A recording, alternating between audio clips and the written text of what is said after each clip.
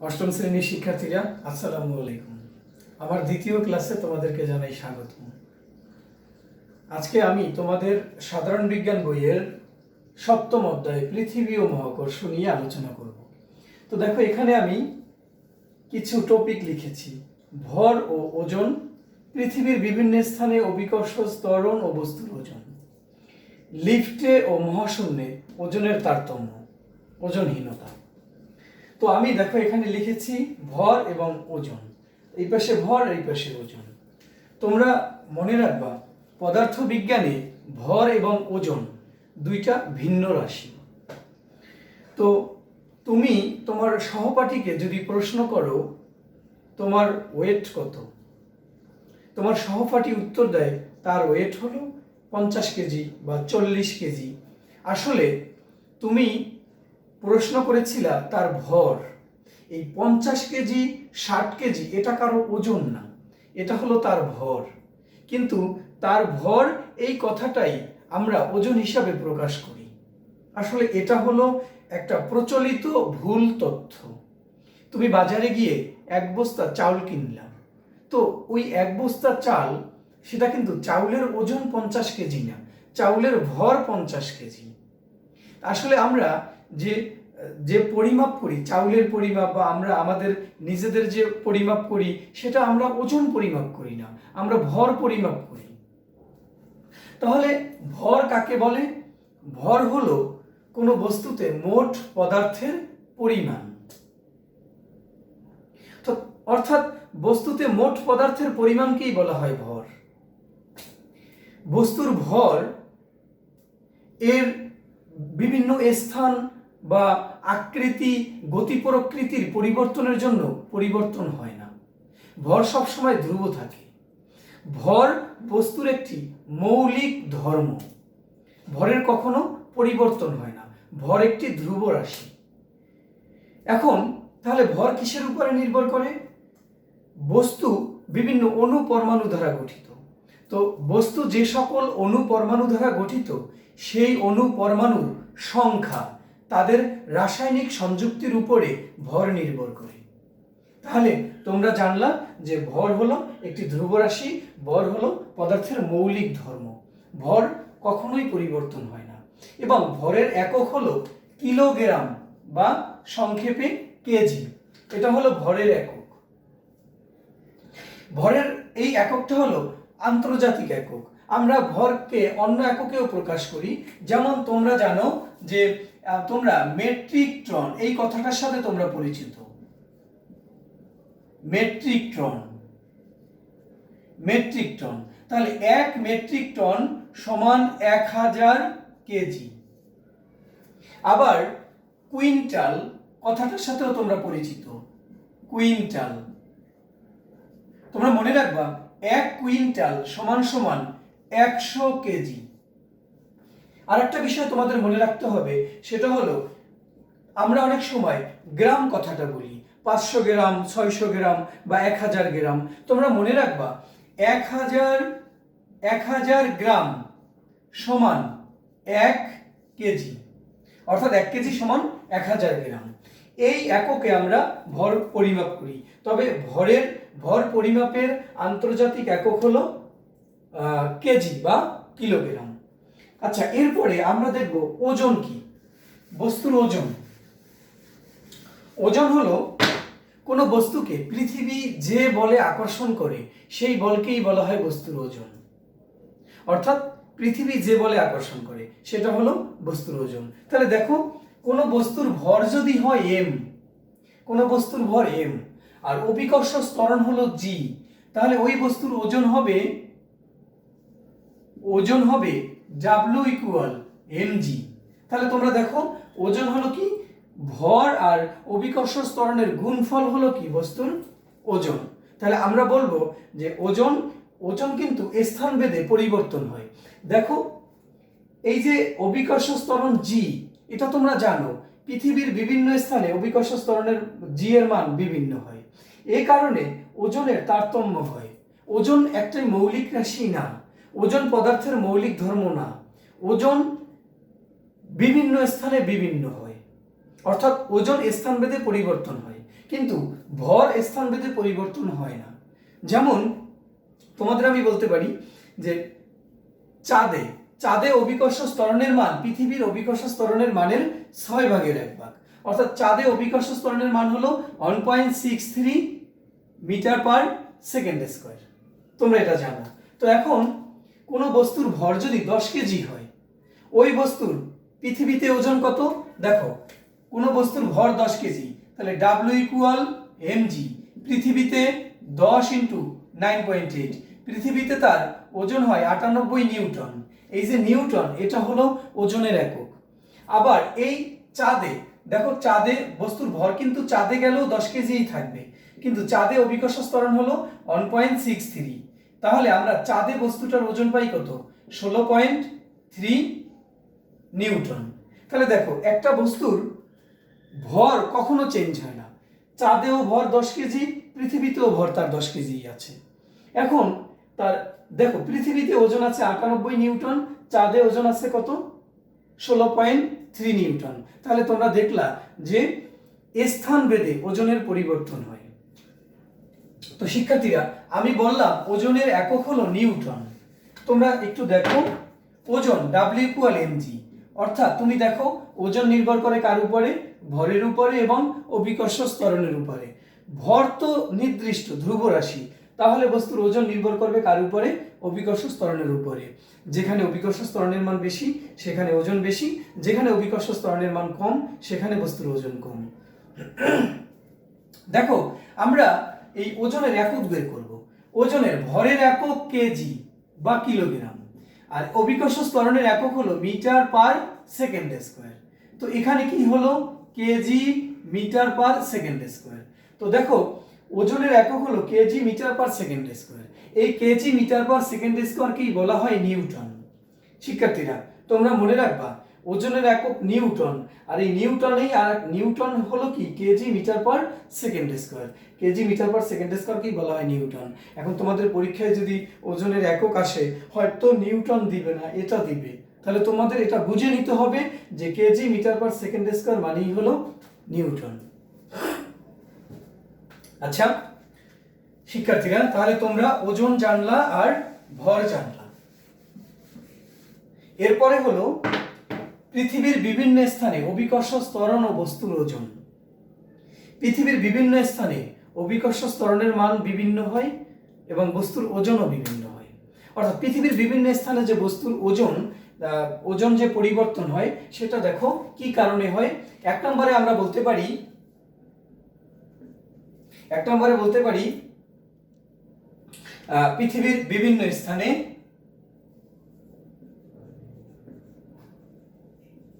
পৃথিবীর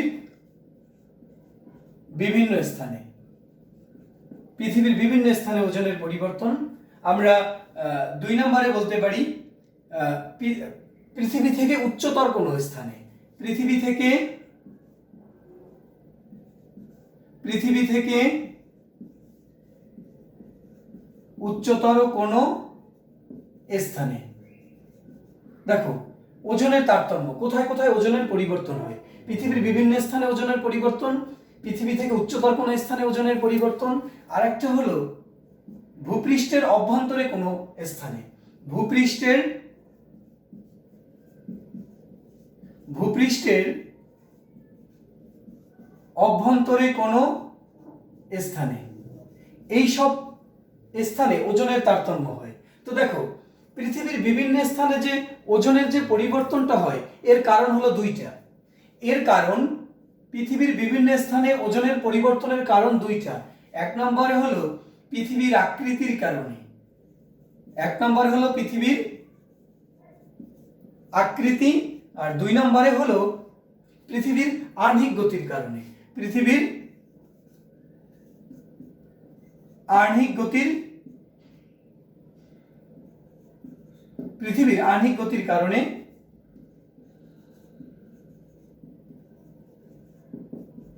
দেখো শিক্ষার্থীরা, আমি কি বললাম? ওজনের যে তারতম্য হচ্ছে সেটা পৃথিবীর বিভিন্ন স্থানে ওজনের পরিবর্তন হচ্ছে 2টা কারণ। একটা কারণ হলো পৃথিবীর আকৃতি, আর একটা কারণ হলো পৃথিবীর পৃথিবীর আহ্নিক গতির কারণে। আহ্নিক গতি কি দেখো শিক্ষার্থীরা, তোমরা তো জানো যে পৃথিবী তার নিজ কক্ষপথে 24 ঘন্টায় একবার ঘুরে আসে। এটা হলো পৃথিবীর আহ্নিক গতি। এই আহ্নিক গতির কারণে ওজনের তারতম্য হয়। দেখো পৃথিবীর আকৃতি, আমরা প্রথম যেটা বললাম পৃথিবীর আকৃতি, তোমরা জানো পৃথিবীর আকৃতি সব জায়গায় সমান না। পৃথিবীর ব্যাসার্ধ কোথাও বেশি কোথাও কম। যেমন বিষুবীয় অঞ্চলে পৃথিবীর ব্যাসার্ধ সবচেয়ে বেশি। তাই বিষুবীয় অঞ্চলে পৃথিবীর ব্যাসার্ধ সবচেয়ে বেশি বলে ওখানে তোমরা জানো, আমরা জানি G=gm/r²। এইটা হলো অভিকর্ষ ত্বরণের মান। তো দেখো বিষুবীয় অঞ্চলে আর এর মান বেশি হওয়াতে, বিষুবীয় অঞ্চলে আর এর মান বেশি হওয়াতে জি এর মান এখানে হলো 9.78 মিটার/সেকেন্ড²। এটা হলো বিষুবীয় অঞ্চলে। তাহলে বিষুবীয় অঞ্চলে জি এর মান কম হওয়ার কারণে ওজন সেখানে কম। আবার বিষুবীয় অঞ্চলের থেকে তুমি যখন মেরু অঞ্চলের দিকে যাবা, মেরু অঞ্চলে পৃথিবীটা একটু চাপা, অর্থাৎ ব্যাসার্ধ সেখানে কম। তো মেরু অঞ্চলে জি এর মান হলো, জি এর মান কত, 9.83 মিটার/সেকেন্ড²। তো মেরু অঞ্চলে যেহেতু অভিকর্ষ ত্বরণের মান বেশি, এই কারণে মেরু অঞ্চলে বস্তুর ওজনও কি হবে, বেশি। আবার ক্রান্তীয় অঞ্চলে অভিকর্ষ ত্বরণের মান হলো 9.79 মিটার/সেকেন্ড²। তাহলে তোমরা কি দেখতে পাচ্ছ, একটা বস্তুর পৃথিবীর দেখো মেরু অঞ্চলে গেলে জি এর মান এত, বিষুবীয় অঞ্চলে জি এর মান এত, এবং ক্রান্তীয় অঞ্চলে জি এর মান 9.79। তো দেখো এই তিনটা যে মান, তাহলে এই তিনটা মানের কারণে এই তিনটা অঞ্চলে ওজন তিন রকম হবে। তাহলে আমরা বলতে পারি যেখানে যেখানে অভিকর্ষ ত্বরণের মানের পরিবর্তন হয় ঠিক সেখানেই বস্তুর ওজনের পরিবর্তন হয়। আচ্ছা, এরপরে আকৃতি তো গেল, এরপর হলে আহ্নিক গতির কারণে। আহ্নিক গতির কারণে তো পৃথিবী কি করে, তার নিজ কক্ষপথে 24 ঘন্টায় একবারে ঘুরে আসে। এই কারণে দেখা যাচ্ছে যে পৃথিবীর আহ্নিক গতির কারণে বিষুবীয় অঞ্চল থেকে মেরু অঞ্চলের দিকে অভিকর্ষ ত্বরণের মান বাড়তে থাকে এবং বস্তুর ওজনও বৃদ্ধি পেতে থাকে। আচ্ছা, এরপরে দেখো পৃথিবীর বিভিন্ন স্থানে গেল। এরপরে দ্বিতীয়টা হলো কি, পৃথিবী থেকে উচ্চতর কোনো স্থানে।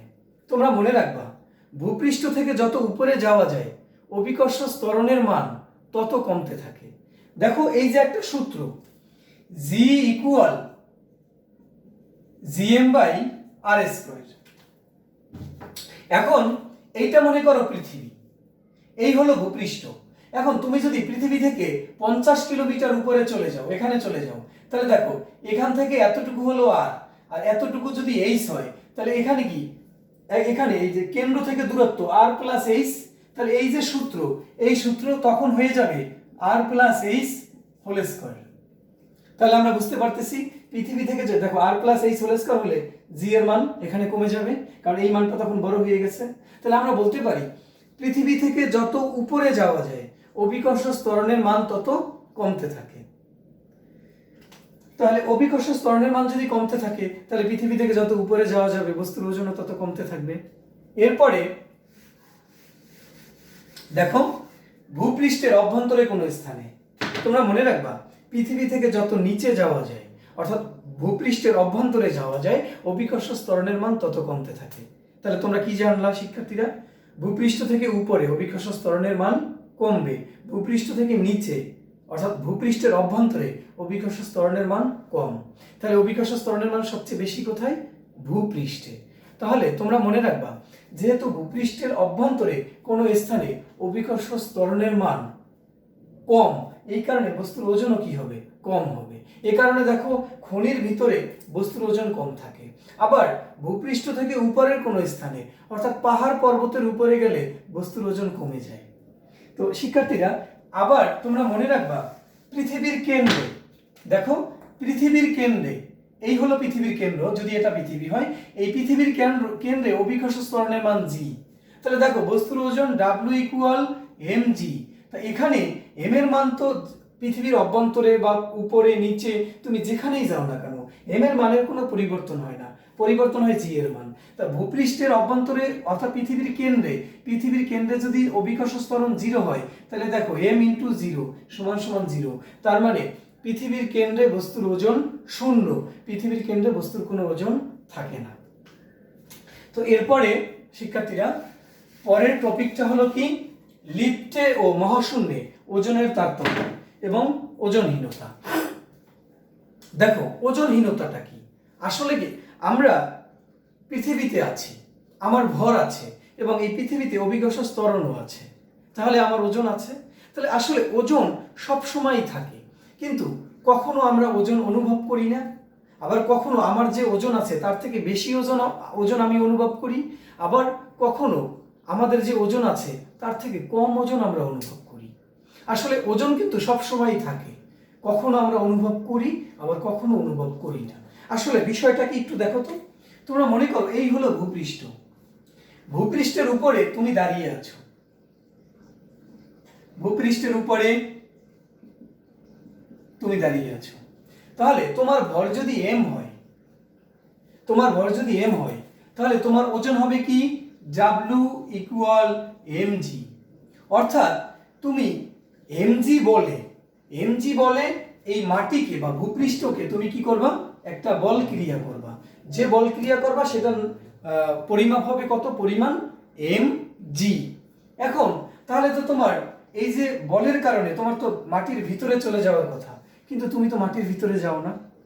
মাটি কি করে, ঠিক তুমি যখন mg পরিমাণ বল মাটিতে ক্রিয়া করো, ঠিক মাটি কি করে, mg পরিমাণ বল mg পরিমাণ প্রতিক্রিয়া বল দেয়।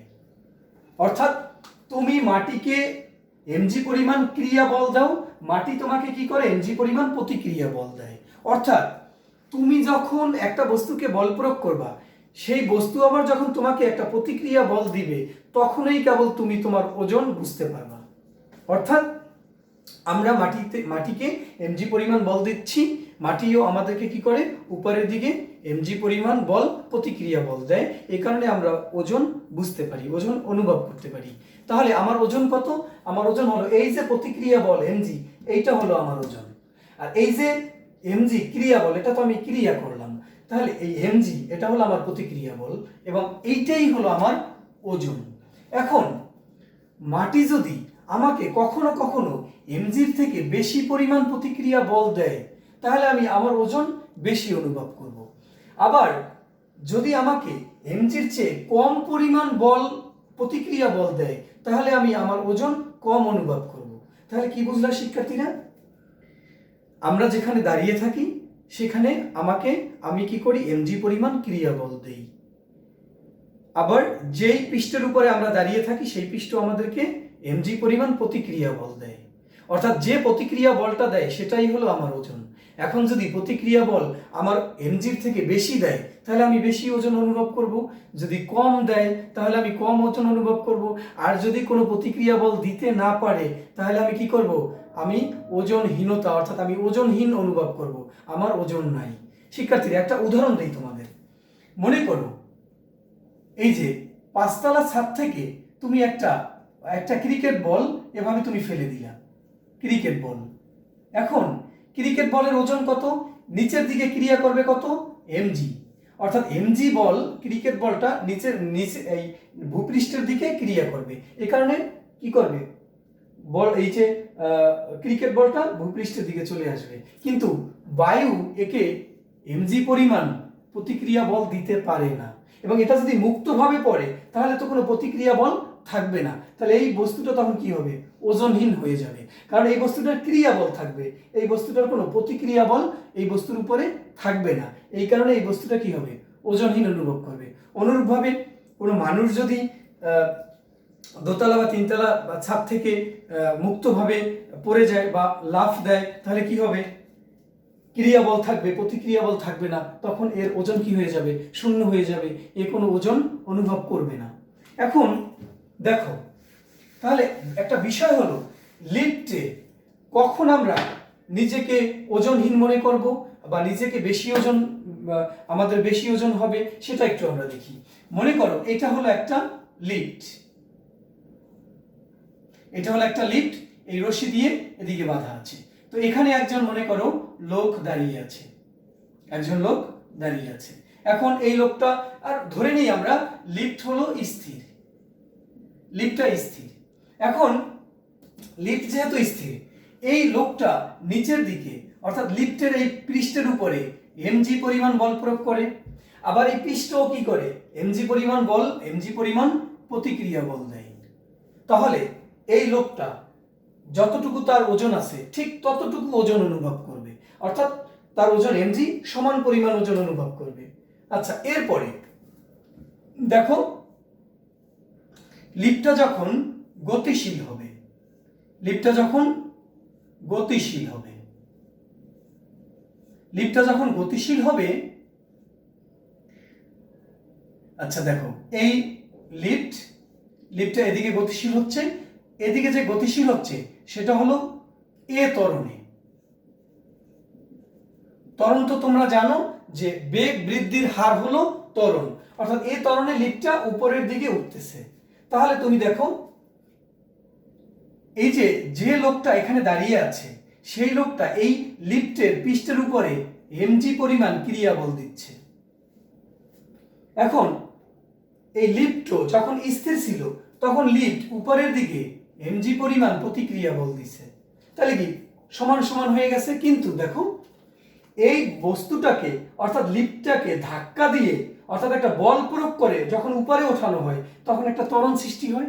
তাহলে এই যে বল এখানকার দেখো একটা বল প্রয়োগ করে যখন উপরে উঠানো হয় তখন এর উপরে দেখো এম এ পরিমাণ বল যোগ হয়ে যায়, প্রতিক্রিয়া বল। দেখো অলরেডি তার প্রতিক্রিয়া বল তো এমজি আছে, আবার যখন উপরে যাবে তখন ত্বরণ হবে এ আর ভর কি এম, তাহলে এই প্রতিক্রিয়া বল আরো এম এ পরিমাণ যোগ হয়ে গেল। তা যখন এম এ পরিমাণ যোগ হয়ে গেল তাহলে দেখো এম জি প্লাস এ, তাহলে এখন দেখো প্রতিক্রিয়া বল কি M G plus M A, তাহলে প্রতিক্রিয়া বল বৃদ্ধি পেয়েছে। তাহলে প্রতিক্রিয়া বল বৃদ্ধি পাওয়ার কারণে ওজন কি হয়ে গেছে, বৃদ্ধি পেয়েছে। তাহলে এই সময় যখন লিফটটা এ ত্বরণে উপরের দিকে উঠতে থাকবে তখন কি হয়ে যাবে, যে লোকটা এখানে দাঁড়িয়ে থাকবে তার ওজন বেশি মনে হবে, অর্থাৎ সে নিজেকে ভারী অনুভব করবে, বেশি ওজন অনুভব করবে। আচ্ছা, এখন লিফটটা যদি গতিশীল হয়, সে যদি ত্বরণে গতিশীল না হয়ে সমবেগে গতিশীল হয়। শিক্ষার্থীরা সমবেগ মানে কি? সমবেগ মানে হলো ত্বরণ থাকবে না, অর্থাৎ বেগ বৃদ্ধি পাবে না, একইভাবে যাবে। প্রতি সেকেন্ডে মনে করো 5 মিটার, এর পরের সেকেন্ডেও 5 মিটার যাবে, অর্থাৎ বেগ বাড়বে না। যদি বেগ বৃদ্ধি না পায় তাহলে ত্বরণ থাকবে না, তখন কি ওজন এই যে স্থির অবস্থায় যা ছিল ওজন তাই থাকবে। অর্থাৎ লিফট যদি সমবেগে ওঠে তাহলে ওজন যা আছে তাই থাকবে, সেই ওজনটা কত হবে এমজি। লিফট যদি এ ত্বরণে উপরের দিকে উঠতে থাকে তাহলে কি হবে, প্রতিক্রিয়া বল বাড়বে এবং ওজনও বৃদ্ধি পাবে। আবার দেখো শিক্ষার্থীরা, লিফট যখন নিচের দিকে নামবে, লিফট যখন দেখো এই হলো রশি দিয়ে লিফটটা বাঁধা, লিফট যখন নিচের দিকে ফিরে আসবে, নিচের দিকে আসবে, তো একজন মানুষ এখানে দাঁড়িয়ে আছে, সে কি করলো, লিফটের এই মেজের উপরে এমজি পরিমাণ বল ক্রিয়া করলো। এখন দেখো লিফট এমজি পরিমাণ বল ক্রিয়া করলো, লিফট যখন নিচে আসতেছে, এই লিফটটা যদি এ ত্বরণে নিচের দিকে আসে তার মানে কি বলতে পারি, এই লিফট একে প্রতিক্রিয়া বল এমজি দেওয়ার কথা, কিন্তু তা না দিয়ে লিফটটা কি করছে, তার পা থেকে আরো কি নিজেকে সরে নিচ্ছে, এদিকে সরে আসতেছে। তাহলে দেখো আমরা যখন লিফটটা ত্বরণে উপরে উঠতেছিল তখন আমরা সূত্র কি পেয়েছিলাম, এম জি প্লাস এ। এখন তুমি দেখো এই লিফটটা নিচের দিকে আসতেছে, আর লিফট নিচের দিকে আসতেছে, তাহলে কি এই যে লিফটের মেজর এই যে পৃষ্ঠটা এই লোকটার পা থেকে সরে যাচ্ছে, তাহলে কি এখানে এটা তখন কি হয়ে যাবে, এ হয়ে যাবে মাইনাস। আমরা অন্যভাবেও বলতে পারি, দেখো অভিকর্ষ ত্বরণ জি যেই দিকে লিফটের ত্বরণও সেই দিকে, তাহলে কি হয়ে গেল, মাইনাস হয়ে গেল। আচ্ছা, তাহলে ওজন এখানে কি হয়ে গেল, কমে গেল। তাহলে আমরা কি মনে করব, যদি লিফট যখন নিচে আসবে তখন প্রতিক্রিয়া বল কমে যাবে, এই প্রতিক্রিয়া বল কমে যাওয়ার কারণে ওজন কমে যাবে, অর্থাৎ হালকা অনুভব করবে। এখন এই লিফট যদি কোনোভাবে ছিঁড়ে যায়, অর্থাৎ লিফট যদি ছিঁড়ে যায়, তাহলে এই লিফটটা দেখো, লিফট যখন ছিঁড়ে যাবে তখন এই লিফটটা এই লোকটার পা থেকে সরে যাবে। তো পা থেকে সরে গেলে তখন এই লোকটা মুক্তভাবে পড়বে। মুক্তভাবে পড়লে এই লোকটার ত্বরণ হয়ে যাবে জি, আর লিফটের ত্বরণ জি। তাহলে কি জি মাইনাস জি, তখন কি হয়ে গেল এম ইন্টু জিরো, তখন কি জিরো হয়ে যাবে। তার মানে লিফট যদি ছিঁড়ে যায় তখন লিফটটা মুক্তভাবে পড়তে থাকবে এবং এই মানুষটাও মুক্তভাবে পড়তে থাকবে। মুক্তভাবে যখন পড়তে থাকবে তখন কোনো মানুষটার এই পায়ের উপরে কোনো প্রতিক্রিয়া বল থাকবে না। তখন এই মানুষটা কি হবে? ওজনহীন হবে, অর্থাৎ নিজেকে হালকা মানে ওজনহীন অনুভব করবে, অর্থাৎ মনে করবে তার কোনো ওজন নাই। এবং দেখো,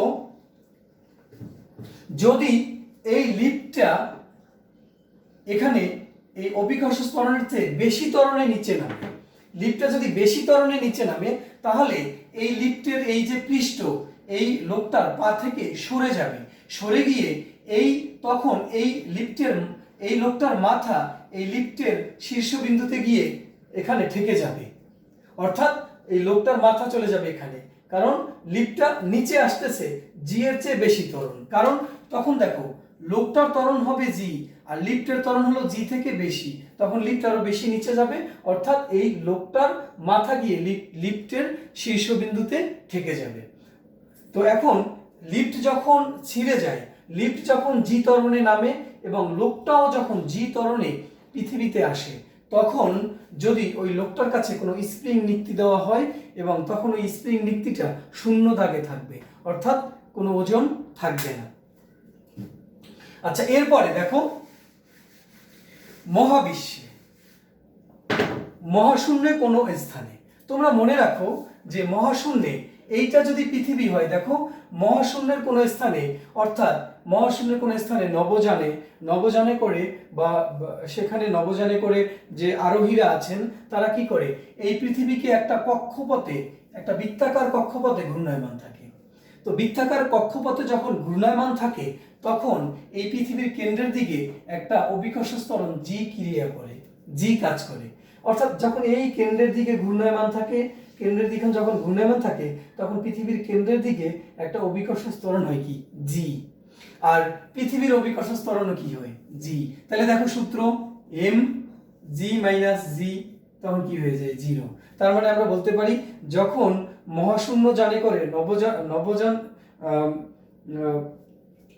মহাশূন্য যানে করে যখন নভোচারীরা ঘুরতে থাকে একটা বৃত্তাকার কক্ষপথে, তখন ওই মহাশূন্য যানের দেয়ালের সাপেক্ষে ওই লোকটার ত্বরণ কি হয়ে যায়? শূন্য হয়ে যায়। তো ত্বরণ শূন্য হয়ে যাওয়ার কারণে ওই নভোচারীরা তখন নিজেকে ওজনহীন অনুভব করে। তখন যদি এক গ্লাস পানি যদি ফেলে দেওয়া হয়, পানি পড়বে না, এবং কোনো এই যে মার্কার আছে বা কলম আছে সেটা যদি নবযানে ফেলে দেওয়া হয় সেটা পড়বে না, কারণ ওইটা কি তখন ওজনহীন থাকবে। তাহলে তোমরা শিক্ষার্থীরা বুঝতে পারলাম যে কখন নিজেকে মানুষ ওজনহীন মনে করে।